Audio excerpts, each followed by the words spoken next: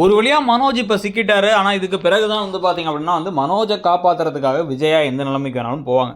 So ஏற்கனவே ஒரு தடவை மனோஜ் இந்த மாதிரி வந்து பார்க்கில் போய் தூங்கிட்டு இருந்தாருங்கும் போது ரோஹிணி வீட்டை விட்டு ஓடி போகிறேன் அப்படின்னு சொல்லி அவங்க வந்து கடைசியாக மனோஜுக்கு விடறதா இருந்த அடிகளையும் அவமானத்தையும் வந்து தடுத்து விட்டாங்க. இப்போவும் வந்து பார்த்தீங்க அப்படின்னா வந்து டபக்குன்னு விஜயா கொடுக்கணும்னு உள்ள ரூம்குள்ளே ஓடி போய் நான் என்ன ஏதாச்சும் பண்ணிக்கிறேன் அப்படி இப்படின்னு ஓவராக வந்து பேசும்பொழுது ஓவராக ஒரு நடிப்பை ஒன்று போடும்பொழுது இப்போ வேறு வழி இல்லாமல் அண்ணாமலை விஜயாவை மன்னிச்சிடுவார். ஆனால் அதே மாதிரி வந்து மனோஜையும் மன்னிச்சாருன்னா செம கடுப்பாக இருக்கும். அதுக்கு பதிலாக மனோஜ் செஞ்ச தப்புக்கு கிட்டத்தட்ட 4 லட்ச ரூபா பணத்தை வந்து தம்பியுடைய ஒய்ஃபோட நகையை கொண்டு போய் விற்றதுக்காக அதுக்கு பிராயச்சித்தமாக உன் ரூமை வந்து நீ வந்து முத்துக்கும் மீனாக்கும் கொடுத்துடணும். இனிமேல் உனக்கு ரூம் கிடையாது.